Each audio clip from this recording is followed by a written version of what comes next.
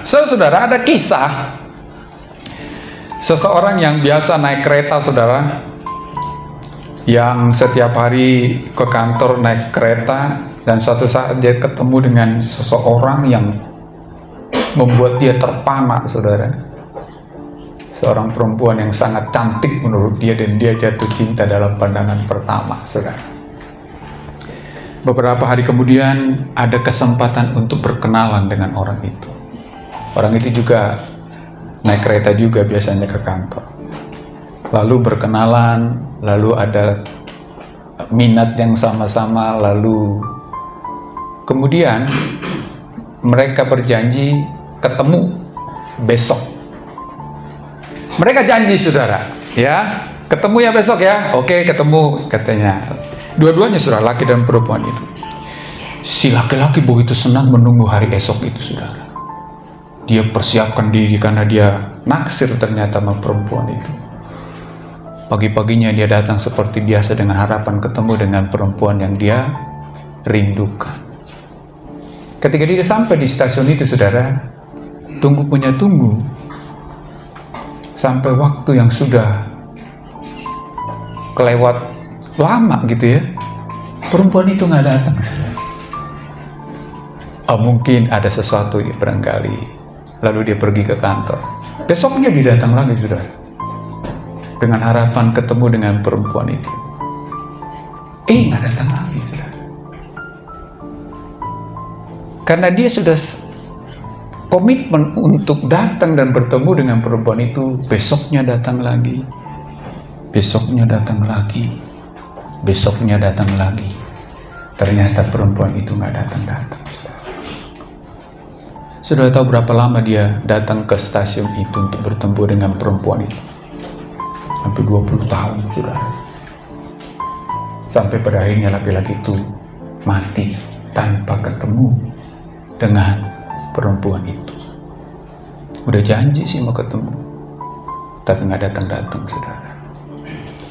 Itulah manusia, mudah mengumbar janji, semudah mengingkari janji. Bagaimana dengan Tuhan? Maka kenapa Michael sorry kenapa Michael tadi Ustaz? Makanya jangan janji gitu ya. Tapi saudara, mari perhatikan Tuhan. Banyak bukan mengumbar ya, berjanji kepada kita. Nah, bagaimana dengan Tuhan? Apakah Tuhan ingkar janji? Mari kita lihat Yosua pasal 21. Yosua pasal 21. Yosua pasal 21 ayat 43-45. Yosua pasal 21 43-45. Masih tegukah kita dengan janji Tuhan? Mari kita lihat firman Tuhan ini. Demikian firman Tuhan, saya baca untuk kita semua.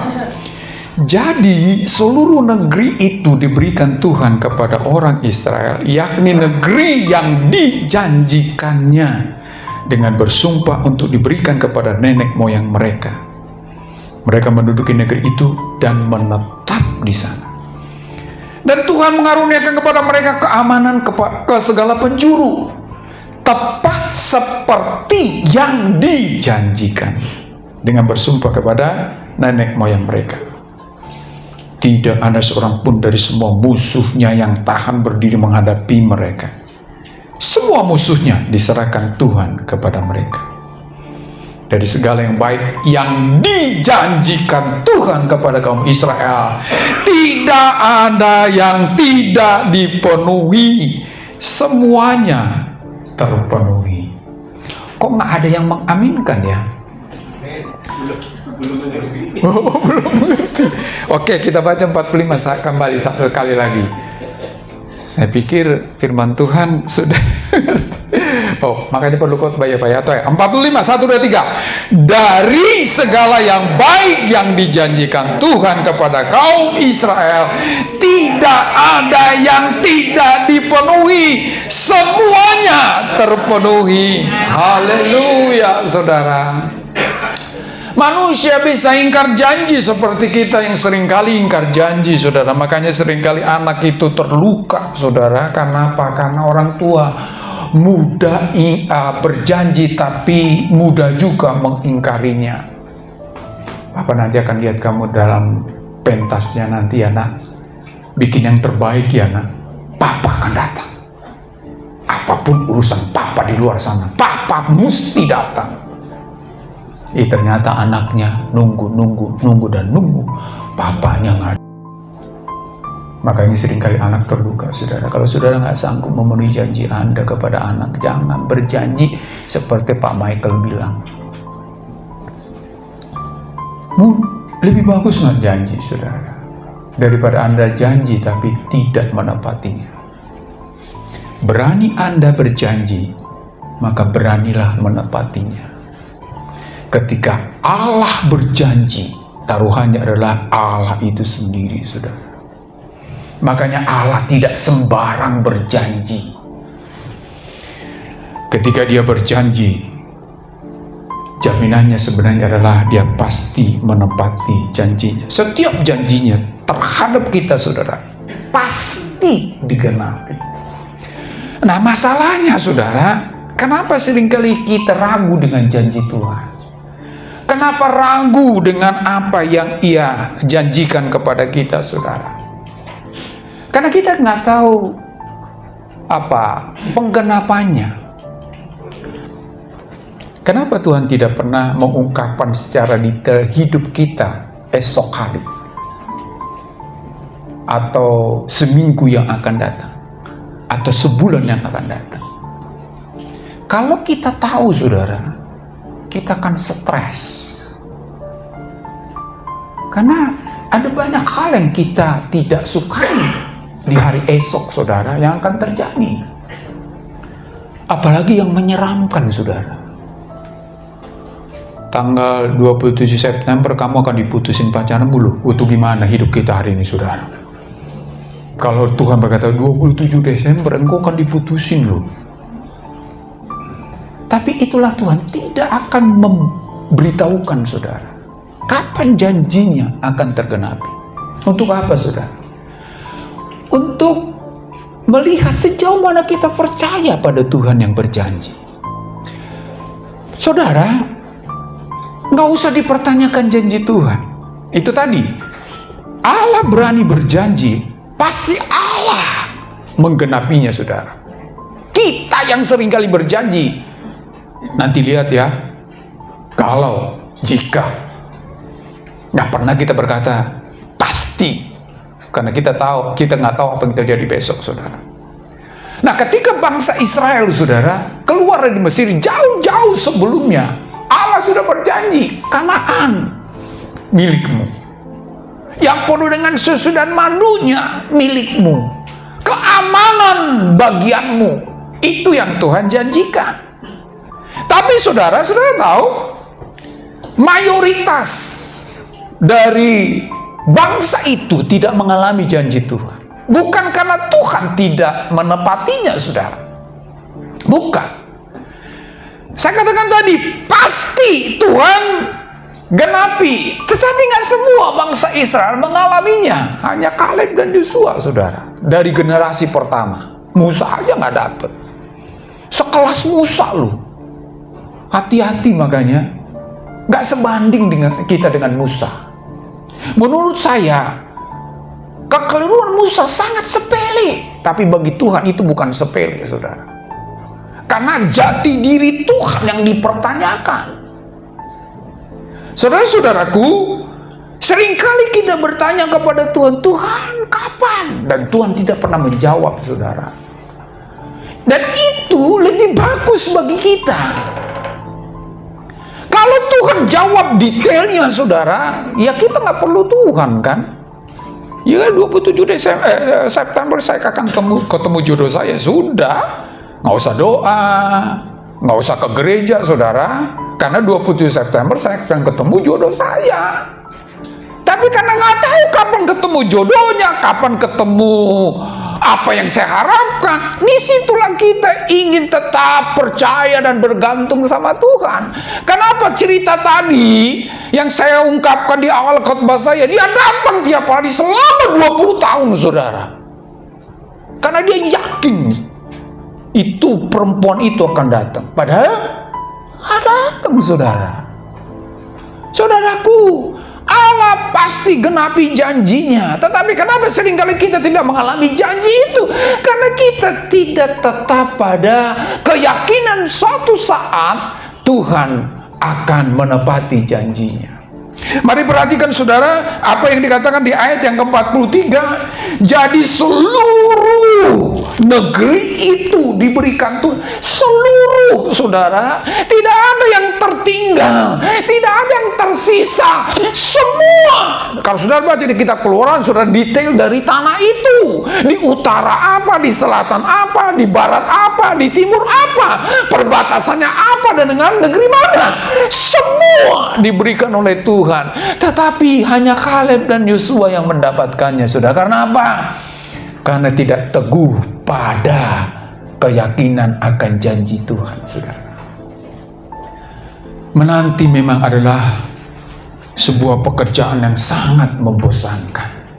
Tetapi ingatlah, saudara, dari 24 jam, dari angka 1 sampai 24 dari jam kita, yakinlah, saudara, di antara jam-jam itulah Tuhan akan memenuhi janjinya. Masalahnya kita sampai di angka itu atau tidak. Lihat, ada banyak orang mulai undur dari Tuhan. Kenapa? Karena sudah mulai bosan menanti Tuhan. Padahal setiap janji Allah yang pernah Allah janjikan bagi kita, mengenai apapun, saudara, yang dia janjikan, ia tidak akan mungkin tidak menepatinya. Kalau sampai Allah ingkar janji, ia bukanlah Allah, saudara. Itu manusia. Maaf ya nak ya, mendadak ada ketemu sama klien. Kalau enggak, kita nggak dapat apa-apa nanti nak. Maaf ya, nanti di lain kesempatan. Kenapa? Kita tidak mampu mengatasi keadaan, saudara. Tetapi Tuhan tidak pernah tinggal menepati janjinya. Nah, masalahnya sekarang, apakah kita di titik di mana kita tetap yakin seperti pujian kita tadi, Tuhan? Saudara, aku akan tetap tegar, aku akan tetap teguh, nggak peduli apapun yang terjadi, karena aku tahu suatu titik di mana Tuhan akan menggenapi janjinya kepadaku. Saya tidak tahu apa yang saudara imani janji Tuhan dalam firman Allah, saudara. Dan saya tidak tahu sudah berapa lama Anda menunggu. Tapi ingatlah, saudara, jangan karena waktunya sudah lama Allah mulai ragu dengan janji Tuhan. Itulah yang dilakukan oleh bangsa Israel yang tidak masuk di tanah perjanjian, saudara. Katanya susu dan madu, tapi yang kami lihat adalah kekeringan. Salah sendiri. Tuhan kan nggak menjanjikan padang pasir, saudara. Yang dijanjikan Kanaan. Tapi memang masuk Kanaan lewat padang pasir. Nah, masalahnya, saudara, herannya orang-orang Israel berkata begini, kenapa engkau bawa kami untuk mati di padang gurun ini? Pernah nggak Tuhan menjanjikan mereka mati di padang gurun? Tidak, saudara.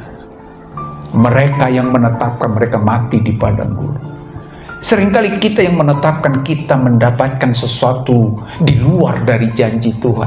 Tuhan sudah berkata Kanaan. Betul, memang menuju Kanaan ada padang belantara. Tetapi oleh karena padang belantara, mereka berkata, kenapa engkau membawa kami mati di padang gurun ini? Padahal Tuhan nggak pernah menjanjikan itu.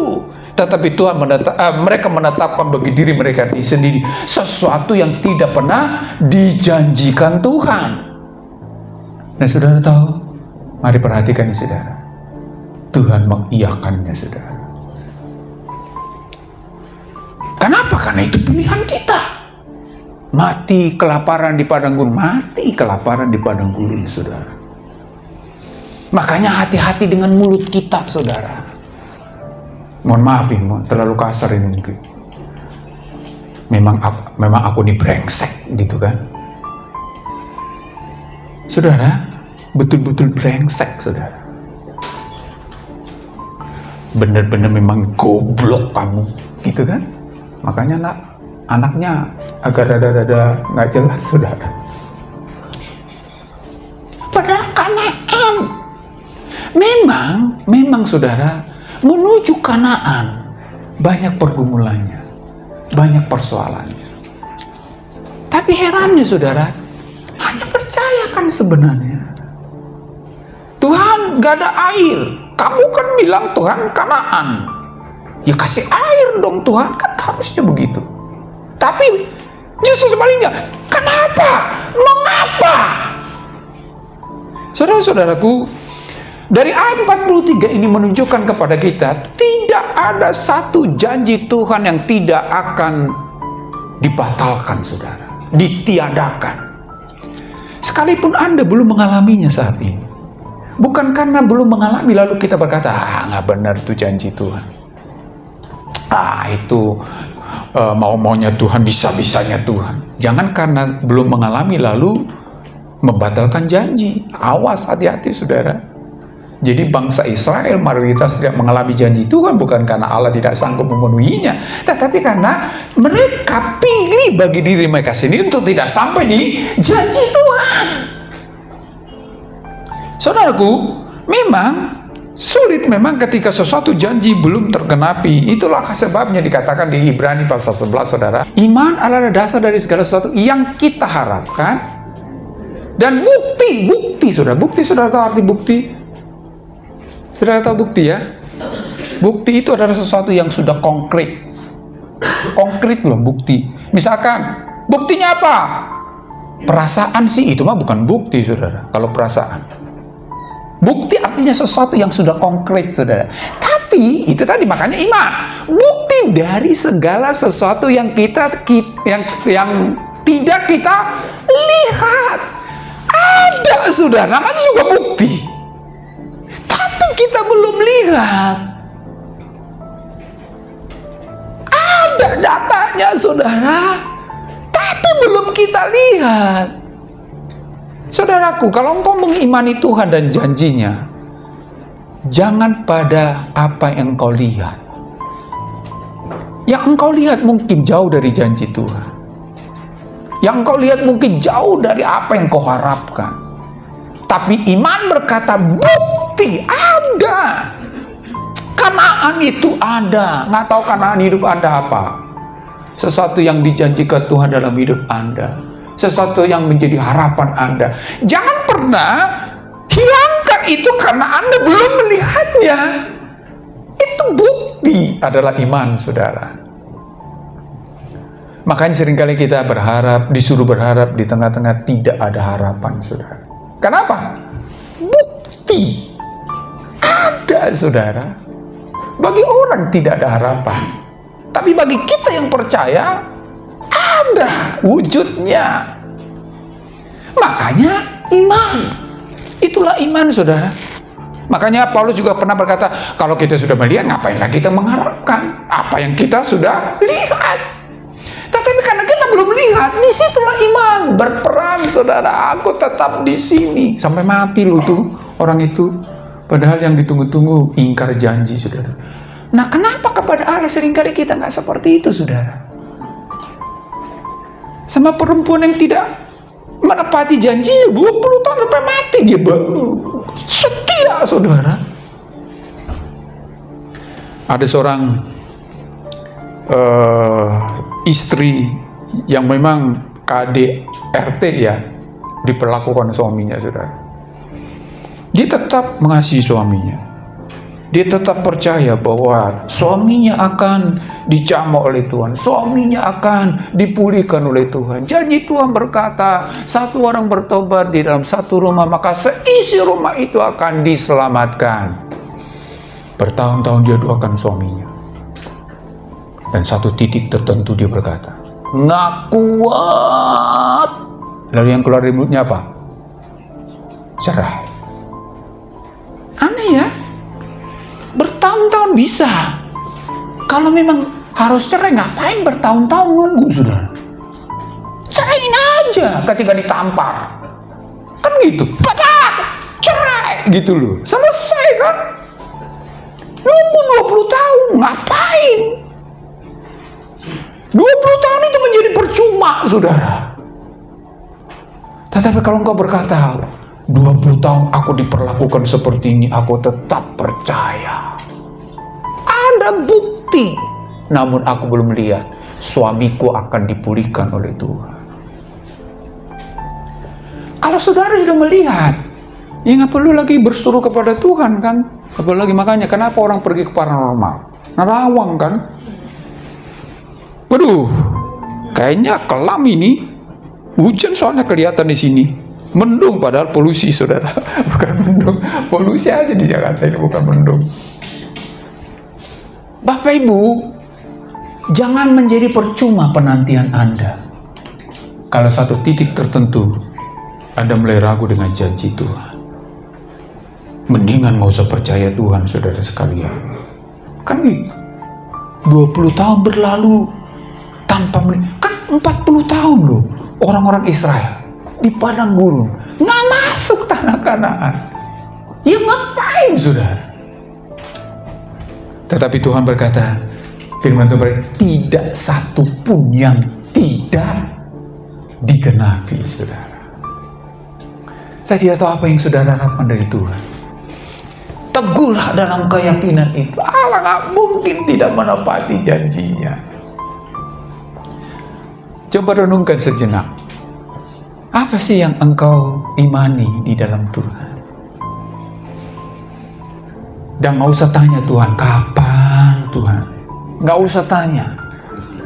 Nanti kalau dikasih tahu 1000 tahun lagi, mau nunggu 1000 tahun, stres jadinya. Disitulah enaknya beriman, saudara. Makanya iman itu ngeri-ngeri sedap, saudara. Ngeri-ngeri sedap. Kalau Anda percaya, padahal belum ada, tetap percaya. Belum terlihat, tetap percaya. Belum seperti harapan sudah lewat.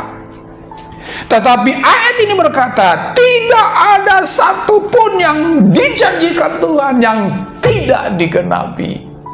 Mungkin Anda sudah lama menunggu, tetaplah menunggu. Satu saat saya ditanya oleh jemaat, saudara, Pak, udah 10 tahun loh saya berdoa, kok nggak ada jawabannya? Udah ada, Bu, saya bilang. Maksud Bapak apa? Ya udah ada jawabannya. Apa itu, Pak? Tetaplah berdoa. Itu jawabannya. Kalau hari ini engkau belum mendapatkan apa yang kau doakan, sebenarnya setiap hari ada jawabannya, saudara. Hari ini Tuhan jawabanmu apa? Tetaplah berdoa. Besok mana Tuhan? Tetaplah berdoa. Saudaraku, yang kedua yang perlu kita harus sadari ketika ingin menikmati janji Tuhan, kita nggak tahu kan kapan, saudara. Taruhlah misalkan 27 September, taruh ya, Tuhan akan menyatakan yang dijanjikannya bagi kita. Hari ini tanggal berapa? Tanggal 3 ya? Tanggal 3 ya? Kita sudah menunggu 20 tahun yang lalu. Berarti ini tahun ke-21. Ketika satu hari lewat, orang yang beriman akan berkata begini, satu hari aku lebih dekat pada janji Tuhan. Besok melangkah lagi, satu hari lebih dekat pada janji Tuhan. Besok lagi, satu hari lebih dekat pada janji Tuhan. Jangan berhenti di tanggal 26 September, saudara. Jangan berhenti. Tapi persoalannya kita nggak tahu 20 September apa enggak. Tapi kadang-kadang kita berhenti di tanggal satu hari sebelum janji itu digenapi. Saudara tahu, ketika Musa udah dekat, saudara, udah bisa lihat tanah itu. Tuhan, izinkan aku, katanya. Berarti udah nggak lama lagi sebenarnya Musa masuk ke tanah perjanjian. Tetapi Tuhan berkata, sudah Musa, jangan ngerengek, naik ke atas gunung. Karena satu perbuatan yang menurut saya itu sepele, saudara. Sepele itu perbuatan Musa itu. Ketika orang-orang Israel bersungut-sungut minta air. Ya, sebagai manusia emosi juga kan. Emosi bukan kepada Tuhan, sebenarnya kepada orang ini yang keras kepala ini. Lalu Tuhan berkata, engkau tidak menjaga kekudusanku di depan orang-orang Israel. Gara-gara itu, saudara, nggak masuk perjanjian. Saudaraku, Allah tidak akan mungkin tidak menepati janjinya. Hanya kita yang membuat janji itu tidak tergenapi, saudara. Oleh karena itu, tetaplah teguh seperti pujian kita tadi. Karena Allah satu saat, satu titik akan memenuhi janjinya. Amin, saudara. Saudaraku yang saya kasih dalam Tuhan Yesus Kristus, Allah ingin supaya kita tetap teguh di dalam mengimani janji Tuhan. Gak peduli apapun yang terjadi, Dia akan memenuhinya, bahkan lebih, saudara. Nah, masalahnya karena kita tidak tahu kapan akan terwujud, mari tetap melangkah maju. Tadi pagi kami saat teduh, saudara, diyakinkan, diteguhkan dengan Yesaya pasal 40 ayat 31. Yesaya 40 31. Tetapi orang-orang yang menanti-nantikan Tuhan, orang-orang yang menanti-nantikan janji Tuhan mendapat kekuatan baru. Mereka seumpama Raja Wali yang naik terbang dengan kekuatan sayapnya. Mereka berlari dan tidak menjadi lesu. Mereka berjalan dan tidak menjadi lelah. Kalau Anda mengimani janji Tuhan, bukan mengimani janjinya si Joni, janji jiwa. Kalau Anda mengimani janji jiwa, akan lesu, lemah. Tapi kalau Anda mengimani janji Tuhan, engkau akan terbang dengan kekuatan sayapmu, katanya. Engkau akan berlari menjadi tidak lesu, dan engkau berjalan tidak menjadi lelah, karena engkau tahu Allah pasti menepati janjinya. Allah pasti memberikan janji itu kita bisa alami dalam hidup ini, dan Allah pasti memenuhi, bahkan berlimpah dari apa yang Dia janjikan kepada kita. Saudara mengimani itu, amin. Mari kita berdoa.